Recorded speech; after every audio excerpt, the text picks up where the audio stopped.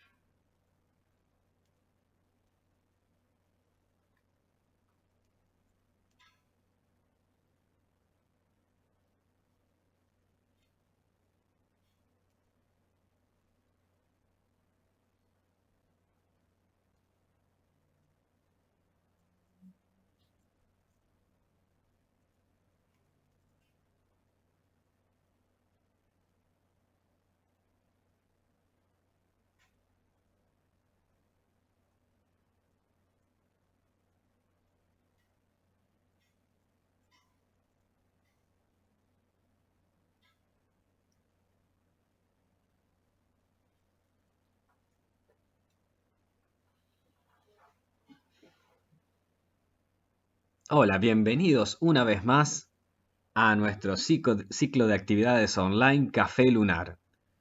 Hoy continuamos con un ciclo de charlas relativas a una temática que nos gusta mucho y que propiciamos un poco grandilocuentemente desde la Sociedad Lunar Argentina. El desafío de instalar en un futuro cercano bases o puestos de avanzada en la Luna. Recordarán que en nuestra primera charla hablamos sobre la historia del concepto bases lunares y de los distintos proyectos actuales que abordan distintas problemáticas relacionadas con las bases lunares e incluso proyectos como el famoso Artemisa de los Estados Unidos tienen como objetivo, en principio, establecer un asentamiento humano semipermanente en la Luna. Hoy es una charla en la cual vamos a abordar los distintos desafíos que tiene el hombre para vivir en el espacio y particularmente en la Luna, que tiene condiciones especiales relativas a, por ejemplo, la Estación Espacial Internacional y la vida en órbita de la Tierra, y que tiene condiciones especiales relativas, por ejemplo, a un eventual viaje hasta Marte, que parece ser el objetivo deseado en general por los amantes del espacio y por las agencias espaciales. Vamos a ver cuán conveniente es establecer un puesto de avanzada o una base en la Luna como primer paso en la exploración espacial para resolver eventuales problemas que se pueden dar y se van a dar en los viajes más largos, como por ejemplo a Marte. Supongamos que, donde quedamos en la charla pasada, ya hemos establecido un puesto de avanzada. Esto es una imagen de la NASA, incluso un poco desproporcionada, en la cual, ya sea por módulos inflables asentados en la superficie, cubiertos por regolito o enterrados en el regolito, o en una versión más sofisticada, sobre todo ello hablaremos en la charla que tendremos el sábado que viene. Decía, de alguna manera ya se ha establecido un puesto de avanzada o una base lunar. ¿Qué se necesitaría para vivir en dicha base? Bueno, una de las primeras necesidades es el agua. El agua, desde un comienzo, bueno, sabemos que necesitamos grandes cantidades de agua, que es muy difícil y costoso proveer con agua desde la Tierra. Por lo tanto, las bases siempre se supo, aun cuando se hablaban de los diseños de bases en los años 60, se sabía que tenían que ser autosuficientes en cuanto a al suministro de agua, que no solamente es para beber, ¿no es cierto? En un principio, los primeros diseños de base pensaban en reciclar el agua, un sistema de soporte vital que permitiera reciclar el agua que era utilizada por los por los habitantes de dicha base, ¿no? Agua utilizada para lavar, para el agua de la orina, etc. Esa sigue siendo una posibilidad cierta. Sí o sí, una base lunar tiene que tener un sistema de soporte vital que implique tratamiento de desechos y reciclado del agua. Pero con el correr de la exploración nos fuimos notando que la Luna, que en principio, incluso después de la vuelta de las misiones Apolo, se consideraba totalmente seca, resulta que hay bastante agua.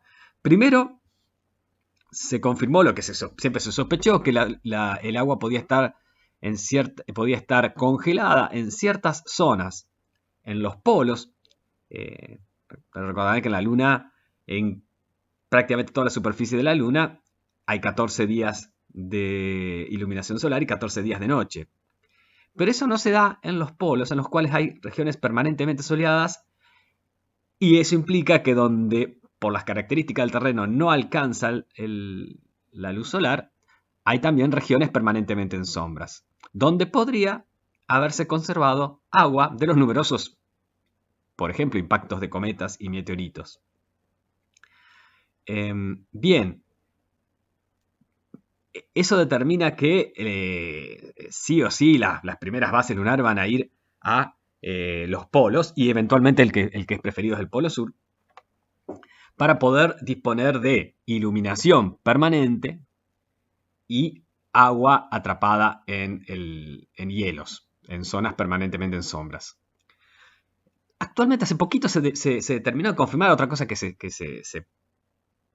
sospechaba desde hace mucho tiempo, que es que el agua también está presente en el regolito lunar. De hecho, la sonda, creo que era la Luna 24, que fue una de las 3 sondas, si no me equivoco, son 3 sondas soviéticas que trajeron muestras de suelo lunar. La Luna 24, como decía, trajo muestras del suelo del Mare Crisium, y se sospechó que se había descubierto agua, pero como iba tan en contra del paradigma de la Luna seca, esos descubrimientos quedaron secretos en cierta manera, y los rusos no lo terminaron de difundir por quizás miedo a contradecir el paradigma. Pero los recientes descubrimientos han confirmado que seguramente esa muestra de suelo de Mare Crisium tenía agua en sí. Así que también podría extraerse, aunque es un procedimiento mucho más costoso extraer el agua del regolito, de ese fino polvo que cubre la superficie de la Luna, que extraerla congelada de esas zonas en sombras permanentes. Lo que siempre se había pensado también, antes de estos descubrimientos, es que se podía obtener agua combinando el oxígeno y el hidrógeno presente en el suelo lunar. El hidrógeno, uno pensaría, bueno, la Luna carece de atmósfera, lo primero que se pierde es el hidrógeno, pero el hidrógeno viene implantado a través del viento solar, que son partículas en buena parte de hidrógeno, en buena parte también de helio, lo cual genera, que lo vamos a ver en la próxima charla, genera una gran oportunidad económica a futuro a través del helio 3. El helio es un elemento muy raro en nuestro planeta, pero sí es muy común por esta falta de atmósfera que hace que la Luna reciba directamente el viento solar, y el viento solar en gran medida, medida mayoritaria, está compuesto por hidrógeno y helio. Ese hidrógeno se podría extraer de regolito para obtener agua con el oxígeno, que el oxígeno también sabemos que está muy presente, es uno de los elementos más comunes en la superficie de la Luna. De hecho, no hay impedimentos para que rovers como este puedan incluso hacer experimentos sobre extracción de oxígeno y helio e hidrógeno, de la superficie de la Luna, y la producción de agua in situ. Otra necesidad evidente es la comida, ¿no? Si queremos evitar que los astronautas sigan comiendo esas pastillitas, esos alimentos sintéticos que tanto odian en la Estación Espacial Internacional, la opción obvia es el cultivo de plantas. Hay 3 tipos sumamente plausibles de cultivos para poder, para que los astronautas puedan alimentarse, y también tenemos que tener en cuenta que el hecho de cuidar un jardín, el hecho de cuidar un ser vivo, es fundamental desde el punto de vista psicológico. Eso también lo han dicho los astronautas en la Estación Espacial Internacional, que han puesto a crecer plantas para poder, por ejemplo, plantas de porotos de soja, papa, lechugas, para poder experimentar con distintas plantas aspectos relacionados con la falta de gravedad, la radiación, cómo responden a la luz artificial, etc. Decíamos cultivos en regolitos, aprovechando los nutrientes que están ahí. También decíamos la posibilidad de realizar cultivos en una especie de invernadero. En ese caso está favorecido claramente, usted recordará la charla anterior, donde hablábamos de un proyecto de una universidad de Arizona de cultivos hidropónicos, que son cultivos con determinados nutrientes, pero sobre todo en el agua. Bueno, eso presenta una ventaja fundamental por su rápido crecimiento para una eventual base lunar. Y también, este es un aspecto más tradicional, que no se ve tanto en estudios modernos, pero siempre se pensó en jardines de algas, que digamos, las algas sabemos que son súper nutritivas, no deben ser muy apetitosas, pero sí son súper nutritivas, y también podrían utilizarse incluso como abono para otras plantas, e incluso jugarían un papel fundamental en el reciclado de desechos orgánicos en esa base lunar que necesitaría un sistema de soporte vital. Por eso sería tan importante cosechar un jardín de algas. Incluso también, eventualmente, se piensa que una vez establecido y en ciertas condiciones y con ciertos experimentos, se podría empezar también a criar animales que sean fácilmente reproducibles y que, bueno, que no necesiten tanta atención. Podríamos pensar en gallinas. Otra cosa es que sí, uno se piensa que en la soledad de una base lunar se va a ser capaz de sacrificar a los animales que ha criado, ¿no? ¿Cuáles serían los peligros a los que estaría sometido este personal de una base lunar? Y vamos a empezar con el peligro relacionado con la falta de un elemento vital del que todavía no hemos hablado, pero que sería el más importante de todos, el oxígeno. El oxígeno, decíamos, también está presente, se podría extraer del regolito en el suelo lunar, y obviamente que es fundamental porque en la asfixia en el espacio, en el vacío absoluto o casi absoluto que es la Luna por su falta de atmósfera, decía que en el espacio la descompresión de un traje y el estar expuesto al vacío hace que en 15 segundos se pierda la conciencia y en menos de 3 minutos se muera por ebullición de la sangre al contacto con el vacío, ¿no? Por suerte uno ya perdió la conciencia antes. En realidad no pasa lo que pasa en esta foto tan demostrativa, sino que es una muerte bastante rápida. No solamente se necesitan grandes suministros de oxígeno, y obviamente esos suministros deberán ser producidos in situ, sino que además el oxígeno fija una limitación a, por ejemplo, las actividades exploratorias. Ustedes recordarán que las misiones que tuvieron un rover para ayudarlas a desplazarse en la superficie de la Luna y que permitieron llegar a lugares que las misiones anteriores a Apolo, o sea, las anteriores al Apolo 15, las 3 con rover fueron el 15, 16, 17, las anteriores estaban limitadas en cuanto a los desplazamientos, pero aún así los desplazamientos que se podían realizar en un rover no podían ir más allá de la superficie que ellos podían cubrir eventualmente caminando. Por el dato tan elemental, cuando se nos queda el auto en la Tierra, podemos volver en colectivo. Cuando se nos queda el rover en la Luna, tenemos que volver a pie. Y si se alcanzó una distancia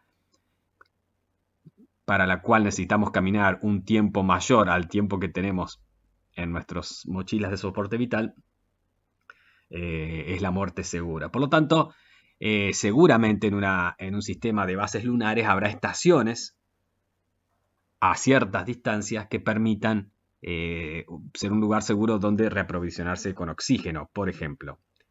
Otro motivo que determinaría la existencia de distintas estaciones en la superficie lunar cercanas a la base principal no es solamente para recargar oxígeno, sino también para protegerse de la radiación. La radiación en la falta de atmósfera que tiene la Luna llega a través del viento solar, que sabemos es un plasma, son partículas ionizadas. Es una lluvia constante que a nosotros no nos afecta bastante menos porque estamos protegidos en la Tierra por por la atmósfera y por el campo magnético de la Tierra. Los que están en la Estación Espacial Internacional no están protegidos por la atmósfera, pero están protegidos por el campo magnético. Por lo tanto, los niveles de radiación, que son más altos que las personas que trabajan, por ejemplo, en una central nuclear, igualmente para los 6 meses que se está en órbita baja, como se está en la Estación Espacial Internacional, no ha generado aparentemente mayores problemas. Ahora, estar expuesto en el espacio, en la Luna o en un viaje a Marte, a la radiación no es algo sencillo, porque no solamente estamos expuestos al plasma, que es el viento solar, sino también a los rayos cósmicos, que son partículas atómicas pesadas, núcleos atómicos, que viajan a una velocidad cercana a la de la luz y que cuando impactan en el tejido lo impactan a nivel molecular, produciendo básicamente cáncer, básicamente mutaciones en los tejidos que pueden provocar cáncer.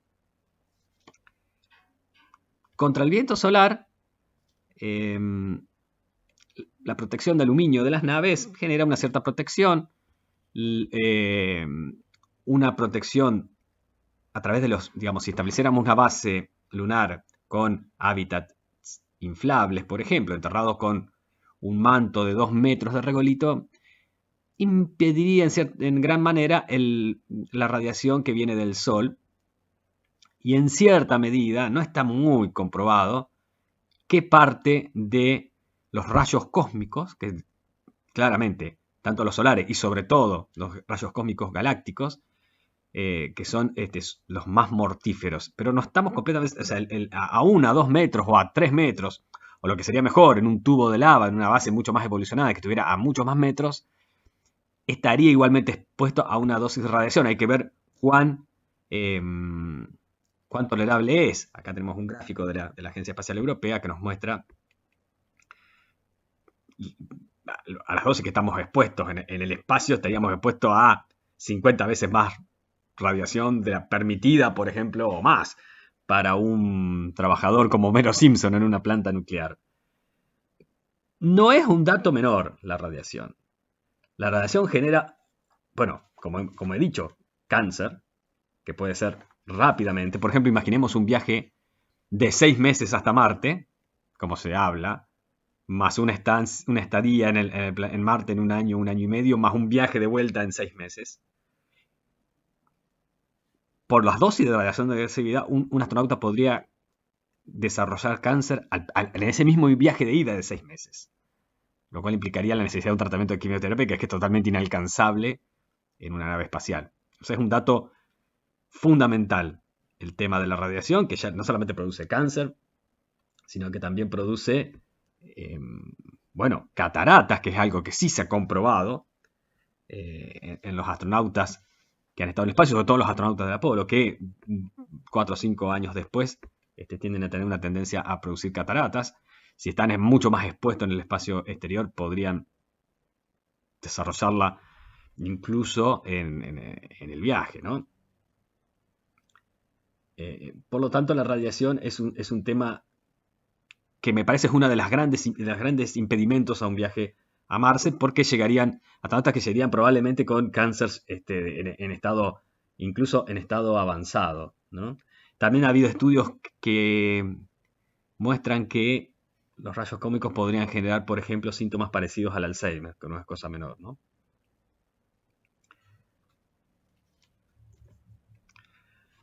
Encima de esto, tenemos el problema de las supertormentas, de las erupciones solares.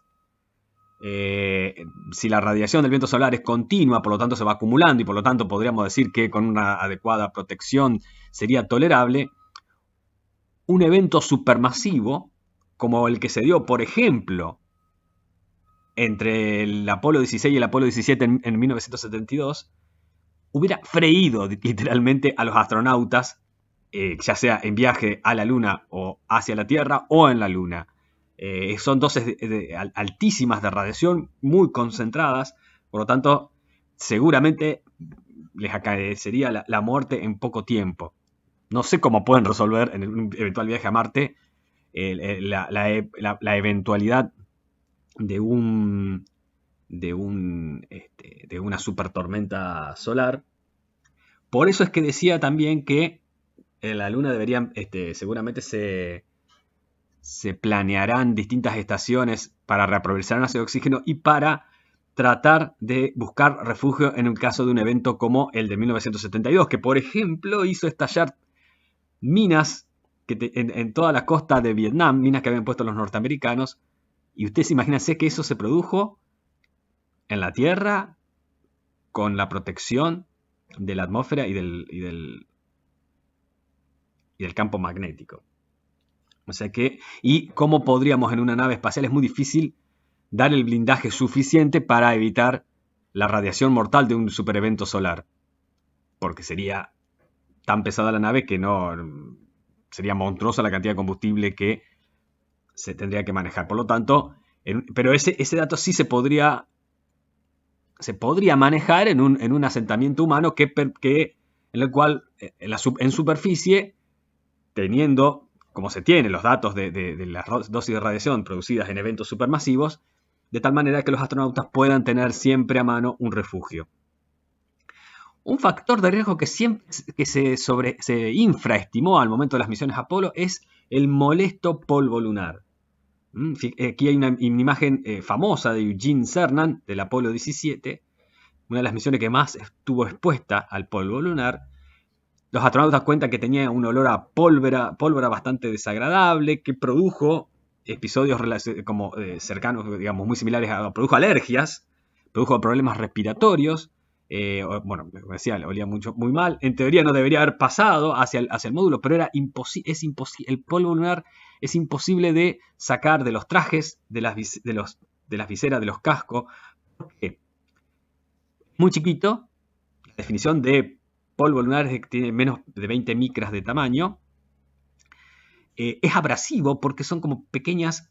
Ustedes imagínense que son pequeñas pedacitos de roca muy chiquititos que tienen aristas como las rocas, porque sea el regolito al que pertenecen y el que hay capas más, hay distintos tipos de suelo lunar, el polvo lunar es la parte del suelo más pequeña, se ha producido por el constante bombardeo, constante, a través de miles de millones de años de meteoritos, por lo tanto es suelo rocoso pulverizado y ese suelo rocoso es muy chiquitito, tiene puntas y esas puntas ingresan en nuestros pulmones y producen las enfermedades que, por ejemplo, mataban tan jóvenes a los mineros en ambientes cerrados. Por lo tanto, es un problema mayúsculo el polvo lunar. Al ser electrostático, es muy difícil, los astronautas contaban que era muy difícil sacárselo de encima, que si querían sacarlo del casco se les rayaba el casco, que por eso tendían a meterlo cuando ingresaban a la nave.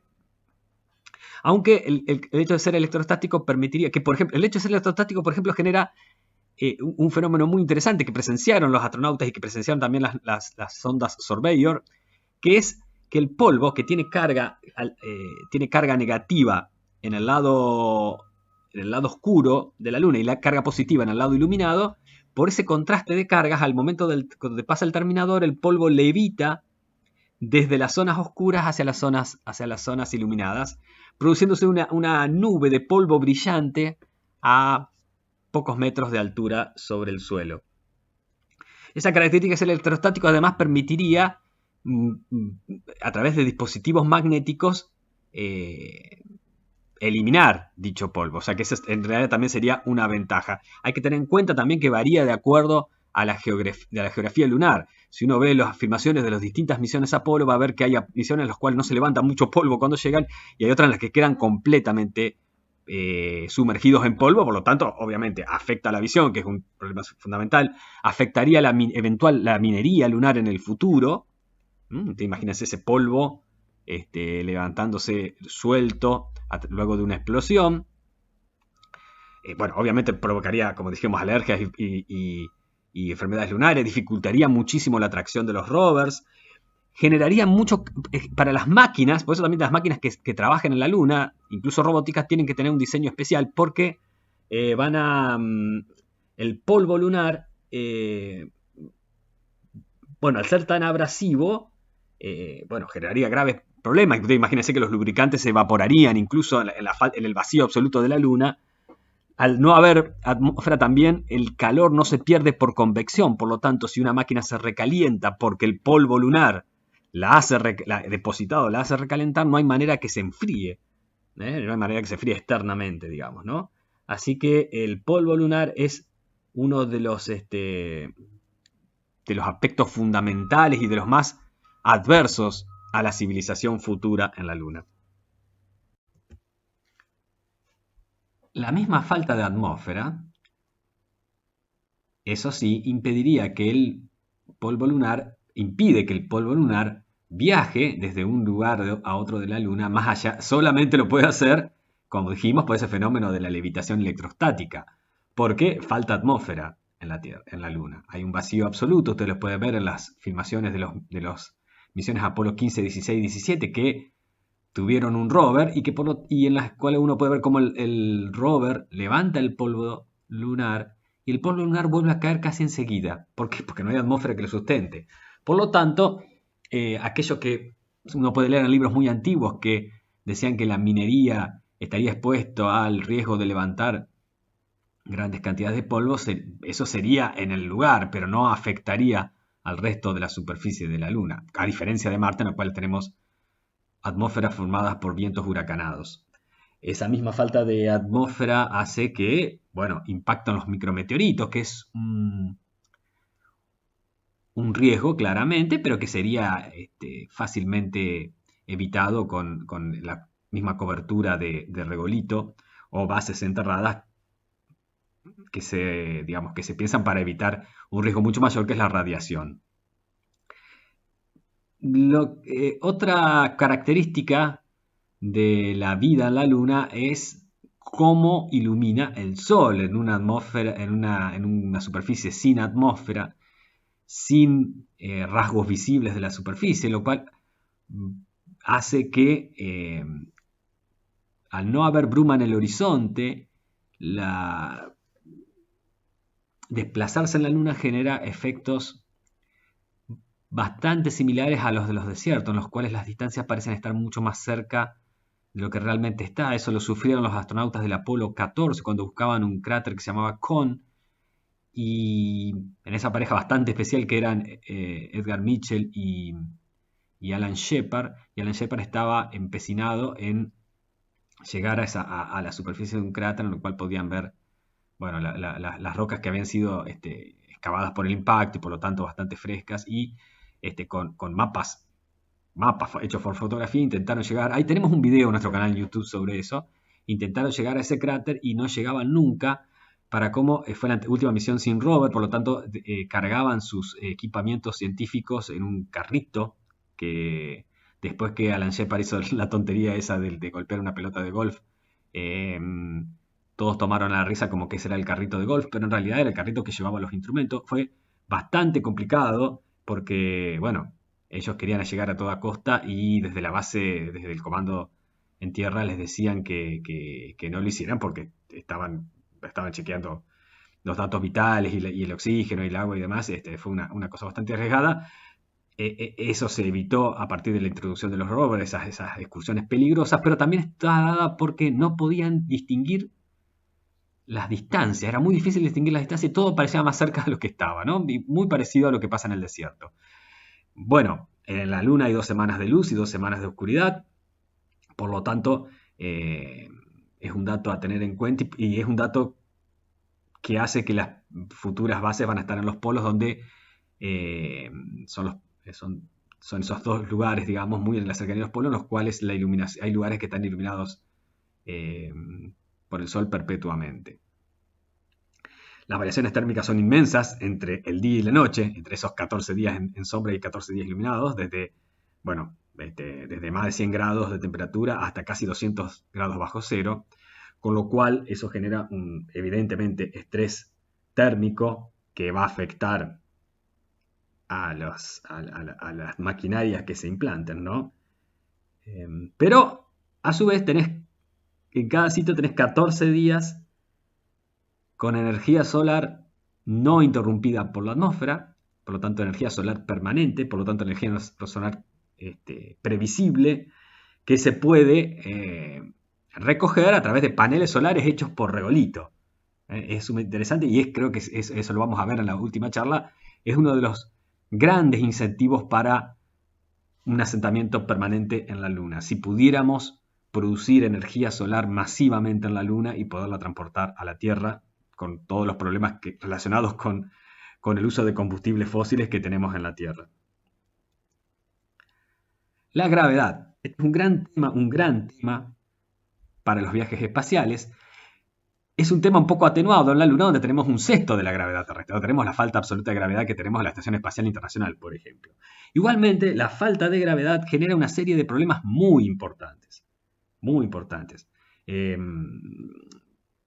más importante de todos es la pérdida de masa ósea y la pérdida de masa muscular, que es entre 1 o 2% al mes. Con lo cual, por ejemplo, quienes viajaran a Marte en un viaje de al menos 2 años llegarían ya a Marte con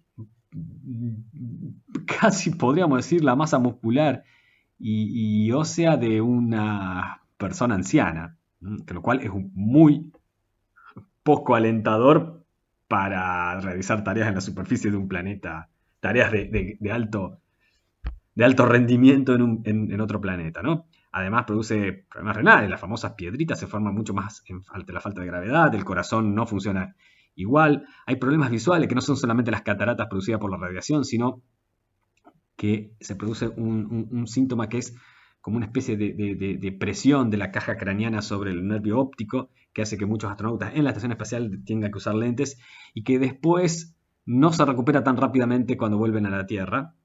Tiene una ventaja la gravedad de un sexto en la Luna. Generaría mucha más potencia de trabajo, por ejemplo, para levantar maquinaria. Uno podría decir, y los que son partidarios de Marte primero a toda costa nos dirían, bueno, los astronautas entrenan. Sí, entrenan. Aún así, con cerca de 3 horas diarias de ejercicio, que los pone en un estado físico que les permitiría correr maratones en la Tierra, esa pérdida del 1 al 2% mensual se produce con los astronautas haciendo ejercicio intensivo. Ustedes imagínense. A ver, se piensa que el viaje a Marte podría deberse a estos módulos de centrifugado donde se recrearían las condiciones de gravedad terrestre. Pero eso está por verse y lamentablemente en ese, permítanme hacer la expresión polémica, adefesio que es la Estación Espacial Internacional, no se llevó el módulo un módulo especial que replicaría las condiciones de gravedad terrestre que había armado la Agencia Espacial Japonesa y que se está pudriendo en un estacionamiento en Tokio. ¿Ustedes imaginan que así vuelven los astronautas luego de 6 meses en la falta de gravedad de la Estación Espacial Internacional? No es una foto muy conocida, pero vuelven después de 6 meses directo a la rehabilitación física y no todos recuperan en este tiempo que ha pasado desde que están, desde el año 2000, creo, si no me equivoco, está la Estación Espacial Internacional, no todos han recuperado completamente su masa muscular y su masa ósea, lo cual genera un problema mayúsculo para ese eventual viaje a Marte, en lo cual llegarían quizás con principio de cáncer, principio de cataratas y con la masa ósea y muscular de una persona anciana y después les quedaría encima 1 año y medio más. Entonces, para lidiar con problemas como estos, la Luna es el ideal, porque está a una distancia que facilita claramente el rescate de las astronautas cuando se producirían problemas médicos, y a su vez permitiría, con esa gravedad atenuada que tiene, permitiría empezar a experimentar con cuáles son las reacciones del cuerpo humano a ambientes de ingravidez. Otro peligro que se le dio nombre en los 50, Space Madness o la locura espacial, fue un poco sobreestimado, pero existe. ¿No? ¿Qué existe? No la locura espacial, que se pensaba que los astronautas no iban a resistir el aislamiento, sino algo que estamos sufriendo todos en estas cuarentenas que hemos tenido que sufrir, que es el estrés. irritabilidad, insomnio, déficit de atención, déficit cognitivo, depresión, que provoca el aislamiento, la falta de conexión con los demás. Bueno, en el caso de una eventual base lunar o de una expedición a Marte, eso implicaría el aislamiento con la falta de privacidad, el contacto constante con los otros astronautas, el ambiente físico de la monotonía de los colores, los ruidos, las vibraciones, la complejidad de las tareas, las numerosas tareas que tienen que llevar a cabo, que por ejemplo generaron ese famoso motín del Skylab 4, en el cual desenchufaron la comunicación los astronautas cuando se negaron a realizar las tantas tareas que tenían día a día y estuvieron desconectados por un día. A eso le sumaríamos en una base lunar y mucho más en un eventual viaje a Marte el miedo a una falla que fuera mortal. Eso también obviamente genera un gran estrés y eventualmente una gran depresión. Así que obviamente necesitaríamos seleccionar psíquicamente a los astronautas, aunque no es tan sencillo, para saber, en la medida de lo posible, que tengan las cualidades que lo harían más aptos para este tipo de viajes, ¿no? Carácter optimista a toda prueba, que sepa lidiar con los inconvenientes, que sepa sociabilizar, que tenga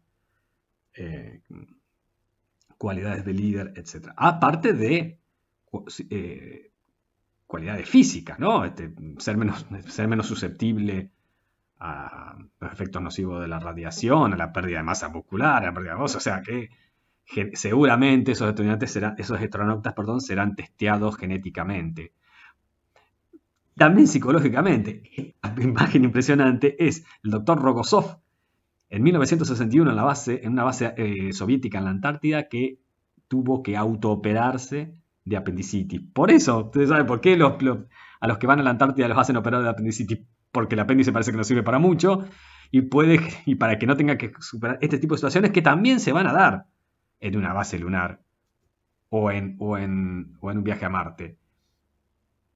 Es muy poco probable que los astronautas decían autooperarse, como lo hizo el doctor Rogozov, que nunca más quiso volver a la Antártida, y podemos comprender por qué. Sino tomar decisiones, por ejemplo, ante la muerte de un astronauta, o peor aún, ante una lesión que lo incapacite, y tomar la decisión de si vale la pena seguir usando los recursos para asistir a ese astronauta. A ver, cada uno tendrá su opinión al respecto, pero es una decisión que se tiene que tomar. Y es poco probable que experimentos como Mars 500, por ejemplo, nos den la solución, nos den respuestas a esto. ¿Por qué? Porque son experimentos en los cuales las condiciones tienen sesgos. ¿Por qué? Porque los astronautas saben que eventualmente dicen, abandono el experimento y lo abandonan. Digamos, es un experimento bastante relativo. Igualmente ha habido experimentos, yo recuerdo uno en el año 2000, entre astronautas de distintos países, en lo cual un astronauta ruso en el festejo de Año Nuevo corrió y besuqueó contra su voluntad a un astronauta canadiense, así que se armó un gran problema, porque es muy difícil convivir en lugares cerrados con mucha tensión, digamos, ¿no? Igualmente, más que estos experimentos, que, como les digo, son muy relativos, porque estos astronautas saben que los van a rescatar, es más interesante ver experiencias análogas, por ejemplo, la experiencia de submarinos atómicos que a veces están 6 meses sumergidos en total aislamiento, las mismas experiencias de la Estación Espacial Internacional, o, mucho más ricas, las experiencias de las excursiones a la Antártida o al Polo Norte, que mostraban hasta dónde puede llegar la resistencia del ser humano en condiciones tan adversas como las que podría enfrentar en el espacio exterior. Incluso la experiencia es muy interesante, la experiencia de cómo se lleva adelante la convivencia en las bases antárticas para poder extraer información para las eventuales bases en la Luna. Bases en la Luna que podrían ser así y que nos llevan a preguntarnos,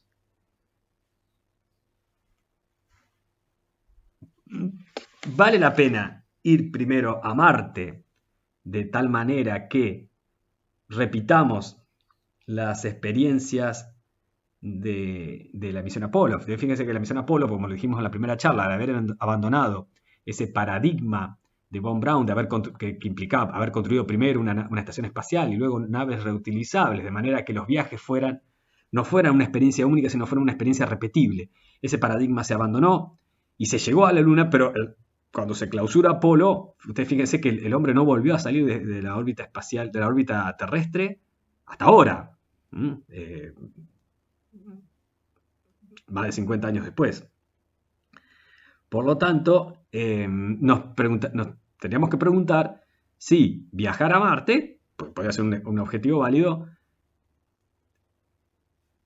esos recursos correspondería utilizarlos en ese viaje, que seguramente sería un viaje probablemente único, se repetiría, tendría muchísimos más peligros, porque los astronautas no serían, no es posible, igual que con el programa Apolo, no sería posible rescatarlos, o eventualmente comenzar una labor más modesta de asentamientos en la Luna que podría servir, como vamos a ver ahora y como vamos a ver en la próxima charla, para dar sustentabilidad a la exploración espacial continua.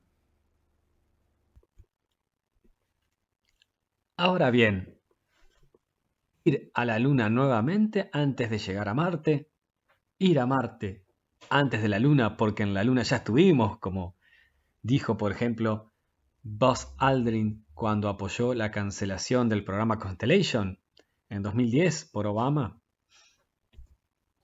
Bueno, veamos lo que hagamos un repaso de lo que hemos visto hasta ahora en cuanto a las condiciones para la vida en la Luna y hagamos una pequeña, muy leve comparación con no tanto lo que se requeriría para establecer una base o vivir un tiempo en un puesto de avanzada en Marte, sino en llegar a Marte. Pero empecemos por las condiciones que hacen similar a la Luna a Marte, y esto es bastante interesante, porque transforma a la Luna en un sitio de experimentación para poder establecer un asentamiento permanente en Marte. Agua tendríamos en ambos planetas, digamos, ¿no? El planeta en el sentido por ahí que usan más los norteamericanos de la Luna como planeta. Oxígeno también, desconozco también cuál es el grado de posibilidad de extraer desde el suelo lunar oxígeno, sí hay seguro en la Luna. Los retos de elaborar comida en los dos son bastante similares. También las maneras de protegerse contra la radiación son similares, es decir, a través de un manto de regolito, aunque del regolito de la Luna conocemos las propiedades, conocemos que es efectivo por el alto nivel de hidrógeno que tiene, bueno, son cuestiones técnicas. No conocemos tanto acerca del regolito de Marte porque obviamente no tenemos muestras del suelo de Marte.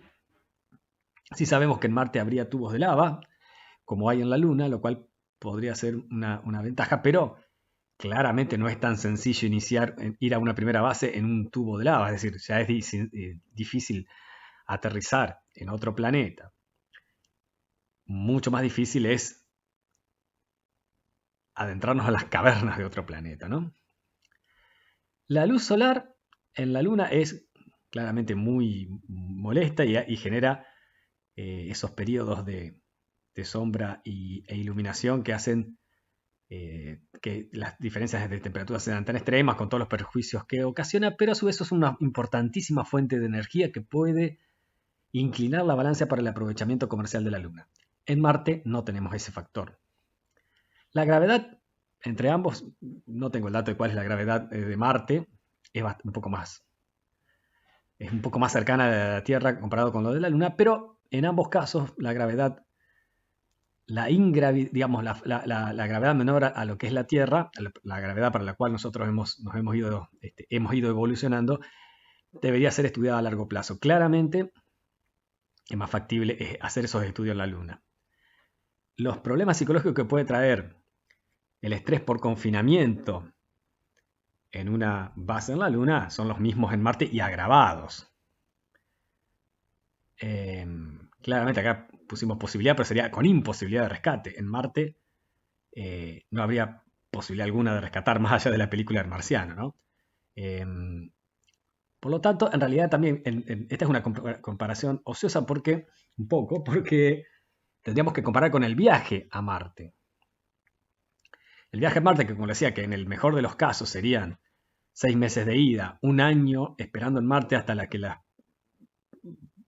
posición orbital de Marte y de la Tierra permitan la vuelta en 6 meses, generaría grandes problemas a los astronautas en cuanto a la radiación de rayos cósmicos, el posible desarrollo de enfermedades relacionadas con el cáncer, la enorme pérdida de masa muscular y ósea que haría que en la ingravidez absoluta de una nave espacial, de esos 6 meses, ya llegarían, como vimos en esa foto de los tripulantes de la Estación Espacial Internacional, así llegarían a Marte. Y bueno, ustedes piensen que la llegada a Marte son esos famosos 6 minutos, creo que son, de terror, en lo cual es muy difícil aterrizar en Marte, implicaría realizar una serie de maniobras que requieren lo máximo de la capacidad de un astronauta, que no la podría dar estando en las condiciones en las que podría viajar luego de 6 meses de ingravidez absoluta. No conocemos todavía, no se ha desarrollado la tecnología que permita simular la gravedad de la Tierra en una nave espacial, pero tampoco sabemos si eso equivaldría a la gravedad de verdad, ¿no? Real en la Tierra. Por lo tanto, el viaje de Marte está lleno de peligros que lo hace bastante más difícil que la utopía que por ahí tendemos a creer si vemos la propaganda que se hace del viaje de Marte, por ejemplo, a través de Elon Musk y demás promotores.